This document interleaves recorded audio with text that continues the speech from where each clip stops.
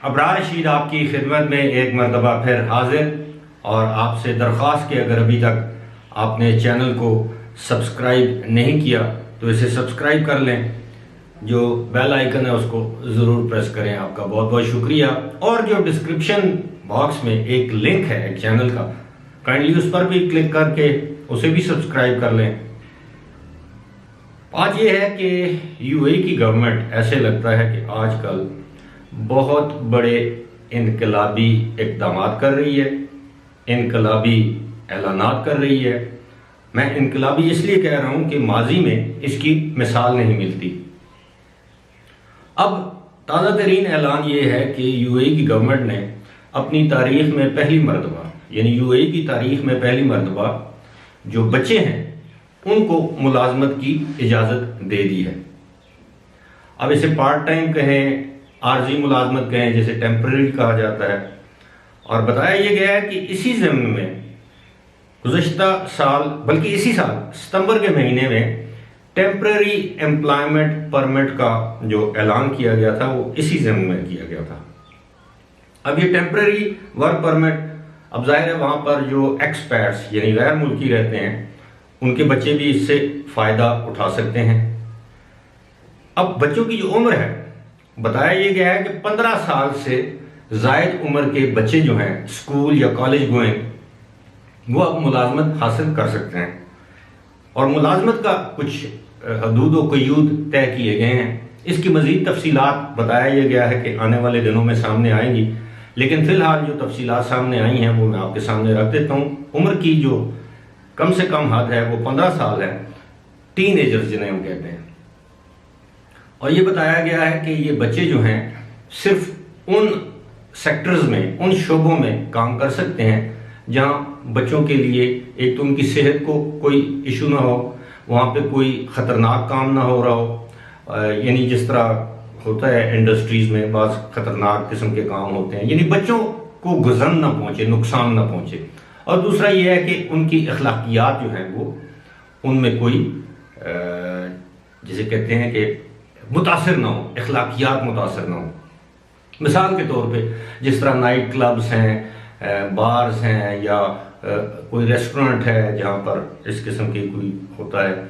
अभी तक इसकी वजाहत तो नहीं की गई, लेकिन मैं अपनी तरफ से ये बता रहा हूँ कि जहाँ पे कोई ना कोई इखलाक से गिरी हुई या ऐसी कोई एक्टिविटी हो रही है जो कि बालगों के लिए है।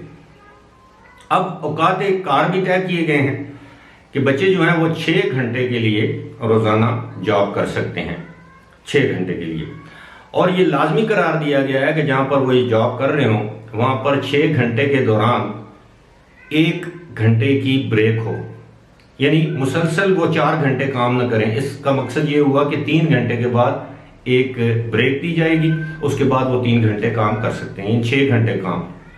साथ ही साथ इस बात को यकीनी बनाया गया है कि बच्चे जो हैं वो तमाम पब्लिक हॉलीडेज जो कि वहाँ पर तातीलात होती हैं आम, और जो आम हफ्तावार तातीलात होती हैं उसमें बच्चे काम करने के मजाज नहीं होंगे। ना ही कोई कंपनी या कोई इदारा उन बच्चों से उन दिनों में मुलाजमत ले सकता है या काम ले सकता है। यानी मिसाल के तौर पर जुमा और हफ्ता को अगर तातील होती है तो जुमे और हफ्ते को वो बच्चे जॉब नहीं कर सकेंगे। इसी तरह अगर कोई कौमी दिन आता है, कोई त्यौहार आता है, मुहर्रम की छुट्टियां हैं, ईद की छुट्टियां हैं,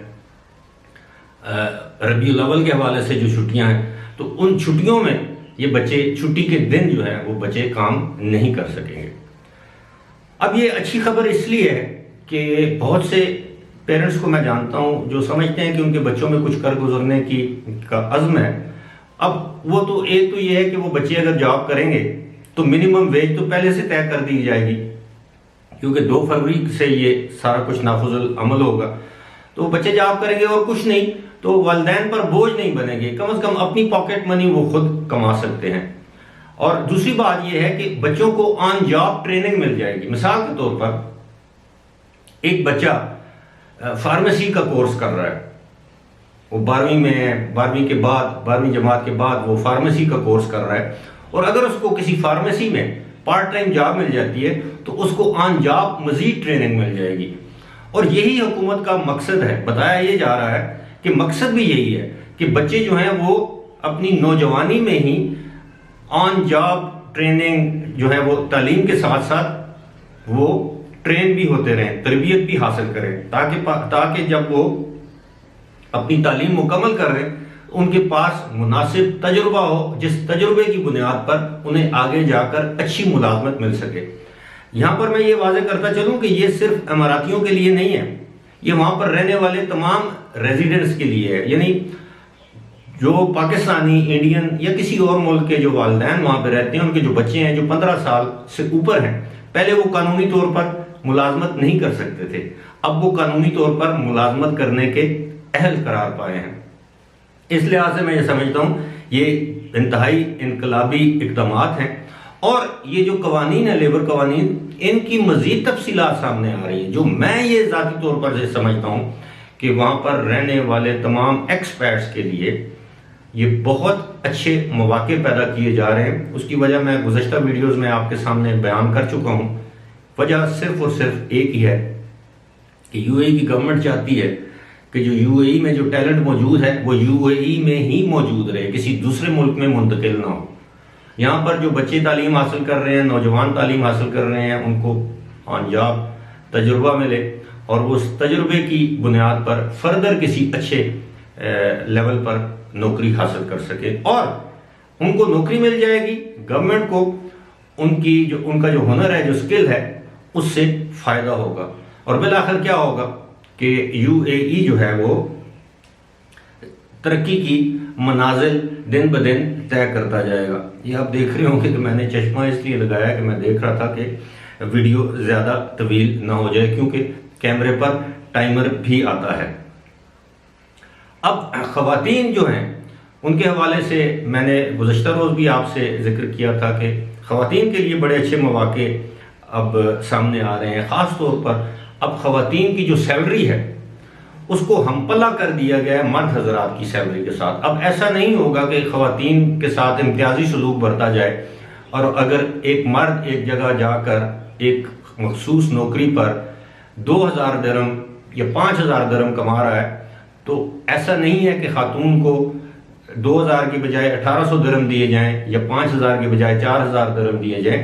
उसको मर्द जो उसके जो कोलीग हैं उनके मुसावी उस खातून को जो मुआवजा कह लें, सैलरी कह लें या उजरत दी जाएगी।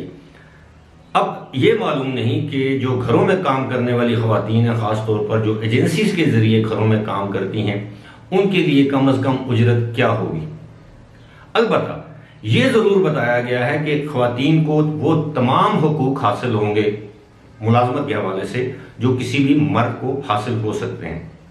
और सबसे अहम बात इस कानून में ये है कि ख़वातीन को किसी भी किस्म की जो हरासानी है, जिसमें जिनसी हरासानी है, आपको पता है कि यूएई में ये वबा बल्कि इल्लत आम है, और वहाँ पर वो ख़वातीन जो कि पब्लिक डीलिंग में होती हैं, ख़ास तौर पर रेस्टोरेंट्स में, बार्स में, क्लब्स में या किसी भी ऐसी जगह पे, वहाँ पर उन्हें इस तरह के मसाइल का सामना करना पड़ता है। लेकिन अब इस चीज़ को इंश्योर करवाया गया है कि किसी भी खातून के साथ अगर इस तरह की कोई हरकत होती है तो वो हरकत करने वाले को कानून के मुताबिक सज़ा दी जाएगी। फ़िलहाल इसी के साथ मुझे दीजिए इजाज़त। खुदा हाफिज़।